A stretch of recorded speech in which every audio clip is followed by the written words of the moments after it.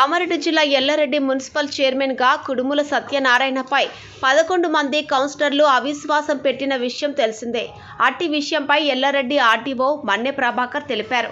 Yellareddy municipal కార్యాలయంలో మంగళవారం ఏర్పాటు చేసిన విలేకరుల సమావేశంలో ఆయన మాట్లాడుతూ ఎల్లారెడ్డి మున్సిపల్ చైర్మన్ కుడుముల సత్యనారాయణపై అవిశ్వాసం ఏర్పాటుకు మున్సిపల్ మెజార్టీ కౌన్సిలర్లు కామారెడ్డి జిల్లా కలెక్టర్ను కలిసి అవిశ్వాస నోటీసులు అందజేశారు.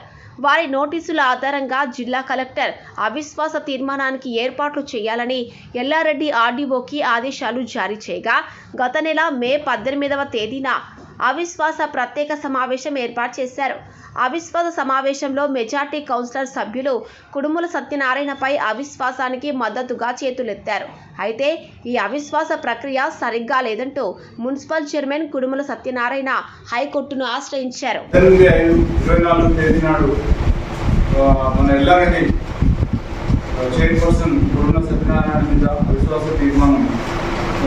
పెట్టడం జరిగిందో ప్రభుత్వ కలెక్టర్ గారి ఆదేశాల మేరకు ఆ రోజు మనకు హైకోర్టు నుంచి ఆర్డర్ వచ్చింది. ఏమనంటే మీరు చేసుకోండి, తీర్మానం మీరు సమావేశం జరుపుకోండి, బట్ రిజల్ట్ అనేది డిక్లేర్ చేయాలని ఆయన అక్కడి నుంచి ఒక కోర్టు ఆర్డర్ తీసుకొచ్చినాం.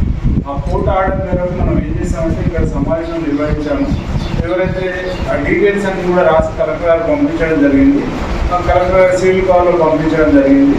ఆ తర్వాత మన సభ్యులు ఎవరైతే మళ్ళీ కోర్టుకు వెళ్ళి ఏదైతే తీర్మానం ఉందో దాన్ని డిక్లేర్ చేసుకోవచ్చు అని చెప్పేసి కుడుముల సత్యనారాయణ గారు వేసిన డబ్ల్యూపీని డిస్మిస్ చేసి మనం 3/7/24 నాడు మనకు ఒక ఆర్డర్ వచ్చింది, హైకోర్టు ఆర్డర్. దాని క్రమంగా మళ్ళీ మేము కలెక్టర్ గారికి కూడా రాయడం జరిగింది తదుపరి చర్య నిమిత్తం. దాని క్రమంలో కలెక్టర్ గారు మాకు మీరు ఈ కోర్టు ఆర్డర్ ప్రకారంగా తదుపరి చర్య తీసుకోండి అని చెప్పేసి మాకు వారు లేఖ రాయడం జరిగింది. ఆ లేఖ నిన్ననే అందింది, మాకు నిన్న సాయంత్రం అందింది. దాని క్రమంలో ఈరోజు సమావేశం నిర్వహించడం జరిగింది.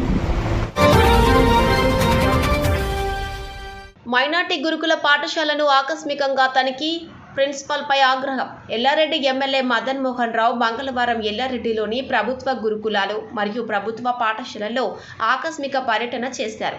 ముందుగా ఎల్లారెడ్డి మైనార్టీ గురుకుల పాఠశాలను ఆకస్మికంగా తనిఖీ చేసి పాఠశాలలో జరుగుతున్న బోధన తీరును విద్యార్థులను అడిగి తెలుసుకున్నారు. పాఠశాలలో నెలకొన్న పారిశుద్ధ్య నిర్వహణపై ఆగ్రహం వ్యక్తం చేశారు. ఎప్పటికప్పుడు పాఠశాల ఆవరణంను విద్యార్థుల తరగతి గదులను శుభ్రంగా ఉంచాలన్నారు. ఆహారం పట్ల తాజా కూరగాయలు, పండ్లు, పోషకాహారాలను అందించాలన్నారు. విద్యార్థులకు ఎటువంటి ఇబ్బంది కలిగినా సహించబోమన్నారు. ఉపాధ్యాయుల హాజరు పట్టిక పరిశీలించగా సంతకాలు చేసి పాఠశాలలో లేని ఉపాధ్యాయుల పట్ల ప్రిన్సిపల్పై ఆగ్రహం వ్యక్తం చేస్తూ నిలదీశారు.